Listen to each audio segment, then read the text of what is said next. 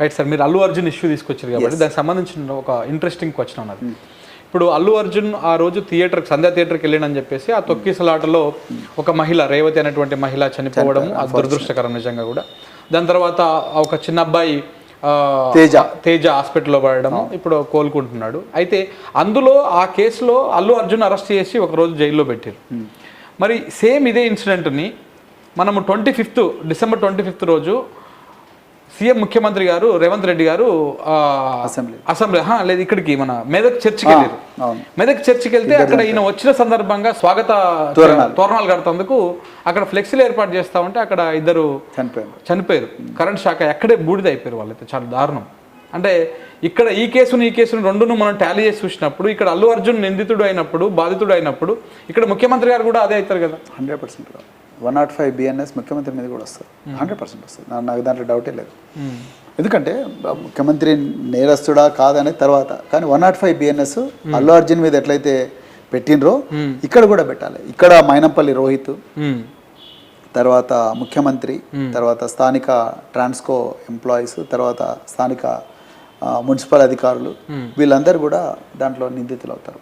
ఎందుకు చెప్తున్నా అంటే ఇక్కడ ఎట్లయితే అల్లు అర్జున్ A11గా పెట్టినరో అక్కడ కూడా A11గా రేవంత్ రెడ్డిని పెట్టాలి. ఇక్కడ ఒక ప్రముఖమైన వ్యక్తి అల్లు అర్జున్, ఆయన ఒక షోకి వస్తున్నాడు. షోకి వస్తుంటే రేవతి అనే మహిళ చూడ్డానికి వచ్చింది, వాళ్ళ కొడుకుని తీసుకుని వచ్చింది, తొక్కిసలాట్లో చనిపోయారు. ఇక్కడ ముఖ్యమంత్రి ప్రముఖుడు, కథానాయకుడు ఈయన పోతున్నాడు. ఈయన పోతుంటే ఇద్దరు వ్యక్తులు ఈయనకు మైనపల్లి రోహిత్, అక్కడ లోకల్ కాంగ్రెస్ నాయకులు ఎవరు చెప్పినరో మరి వాళ్ళు చెప్పినందువల్ల స్వాగత తోరణాలు కడుతున్నారు, ఫ్లెక్సీలు కడుతున్నారు. ఇక్కడ అల్లు అర్జున్ కానీ అక్కడ రేవంత్ రెడ్డి కానీ ఈ రేవతిని చంపాలని అల్లు అర్జున్ కానీ, లేకపోతే చనిపోయిన ఇద్దరు వ్యక్తులు నవీన్ ఇంకొక అబ్బాయి పేరు తెలియదు, వాళ్ళిద్దరిని చంపాలని రేవంత్ రెడ్డికి ఉండదు. నేను చంపాలనుకొని రేవంత్ రెడ్డికి ఉద్దేశం ఉండదు. కానీ ఇక్కడ అల్లు అర్జున్ కూడా రేవతిని చంపాలనే ఉద్దేశం అల్లు అర్జున్ కూడా ఉండదు. దీన్నే మనం చట్టం, కానీ చనిపోయారు, ఇక్కడ చనిపోయారు, అక్కడ చనిపోయారు. దీన్నే మనం చట్టంలో ఏమంటామంటే culpable homicide not amounting to murder. అంటే హత్య చేయాలనే ఉద్దేశం లేదు, కానీ హత్య జరిగింది.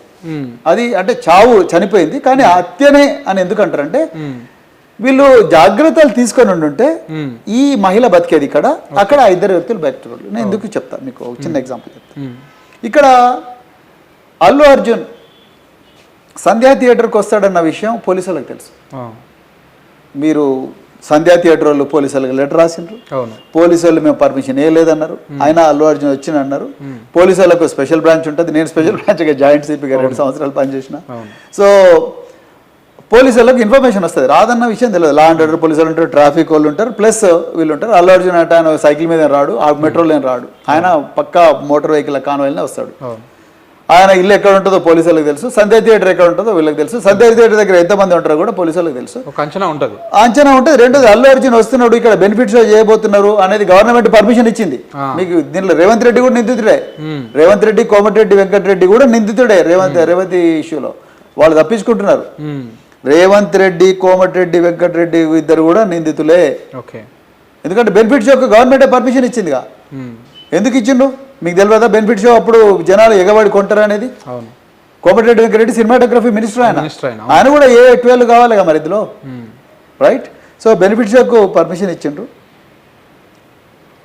ఆయన వస్తాడు, థియేటర్ యజమాన్యం ఏసీపీకి రాసింది, ఏసీపీ నేను ఒప్పుకోలేదు అంటున్నాడు. ఆయన కూడా అల్లు అర్జున్ వచ్చిండు. టీకే అల్లు అర్జున్ రాకమునిపే అక్కడ వేల సంఖ్యలో జనాలు వచ్చిండ్రు, అభిమానులు ఉన్నారు, థియేటర్ నిండిపోయింది, అల్లు అర్జున్ చూడడానికి ఎగబాకుతున్నారు. అప్పటికే తొక్కిసలాట అయింది, గేట్లంతా కూడా పిచ్చి పిచ్చిగా అవుతా ఉన్నది, కమోషన్ ఉన్నది. మెడకా మీద తలకా ఉన్న పోలీస్ ఆఫీసర్ అయినా గ్రౌండ్లో ఉన్నాడు. వెంటనే వాళ్ళ డీసీపీకి చెప్పి, సార్ దయచేసి మీరు సిపి గారికి చెప్పండి, ఇది పరిస్థితి కంట్రోల్ లేదు, అల్లు అర్జున్ అక్కడనే ఆపుకోండి అంతే. వెంటనే నిజంగా ఆ రోజు డీసీపీ వాళ్ళ సిపికి చెప్పి, సిపి వెంటనే డీసీపీకి చెప్పినా, లేకపోతే సిపి దాకా కూడా ఇట్లాంటి విషయాలు, సో అడిషనల్ సిపికో జాయింట్ సిపికో చెప్పి మీరు వెంటనే డీసీపీ వెస్ట్ జోన్కి చెప్పేసి వాళ్ళని అక్కడ ఆపేషన్, డీసీపీ వెస్ట్ జోన్కి ఒక మాట చెప్పి సెటిల్ ఉన్నాయి. ఇదంతా కూడా మైక్ అంటారు, మైక్ 1, మైక్ 2, మైక్ 3, మైక్ 4 అంటారు.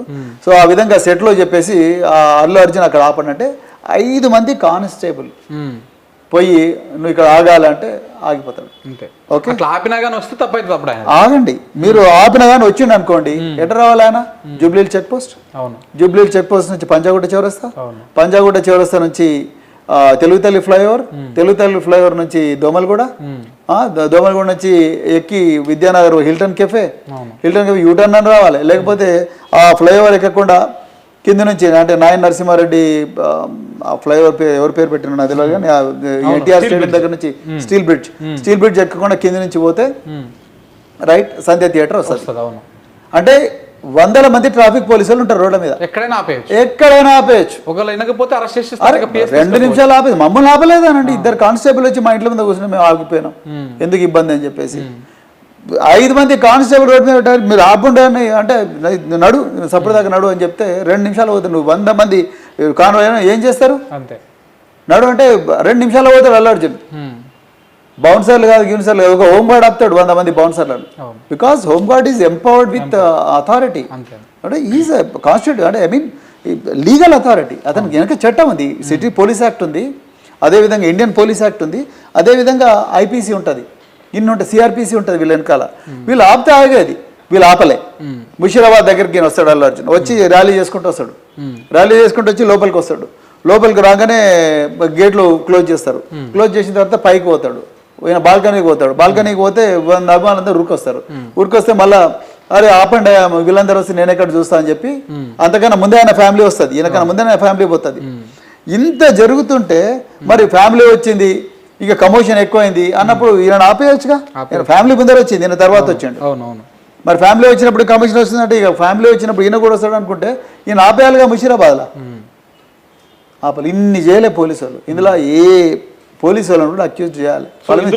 మొత్తం ఘటనలో పోలీసు వాళ్ళు కూడా తప్పే అంటారు. 100% అండి. పోలీస్ బెనిఫిట్ షోలకు పర్మిషన్ ఇచ్చినప్పుడు పర్మిషన్ ఇచ్చినప్పుడు అన్ని జాగ్రత్తలు తీసుకొని పోలీసు వాళ్ళకి చెప్పాలి. పోలీసు వాళ్ళు మా వల్ల అయితే లేదని అనుకున్నప్పుడు ఎక్కువ ఫోర్స్ నుండి దింపాలి. ఇది కూడా చేత కాదు అనుకున్నప్పుడు అల్లు అర్జున్ అక్కడ ఆపాలి.